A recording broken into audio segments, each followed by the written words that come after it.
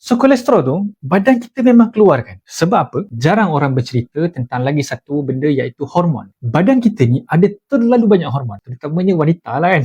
Saya ambil contoh hormon yang paling utama lah. Lelaki ada testosteron, wanita ada progesteron dan juga estrogen. Oh, dan satu lagi hormon kortisol. Itu adalah beberapa jenis hormon. Testosteron. Macam mana hormon testosteron tu terjadi? Siapa yang buat hormon testosteron? Kolesterol yang buat testosteron. Siapa yang buat estrogen? Kolesterol yang buat estrogen. Siapa yang buat progesteron? Kolesterol yang buat progesteron. Bila badan kita stres ni, badan akan mengeluarkan satu hormon nama dia kortisol. Mana datang kortisol? Kortisol tu datang daripada kolesterol. So nampak tak? Jadi kolesterol tu adalah master regulator untuk segala jenis hormon yang ada di dalam badan kita ni. Benda ni anda boleh search, anda rajin-rajinkan buat research sedikit, pergi Google, pergi ke ChatGPT. Kita boleh minta dengan dia bukti-bukti yang ada, jurnal-jurnal kajian yang ada. Kita boleh minta. Semua ada link. Semuanya susah untuk disangkal lah. Tapi kita kena faham lah macam mana nak guna tu.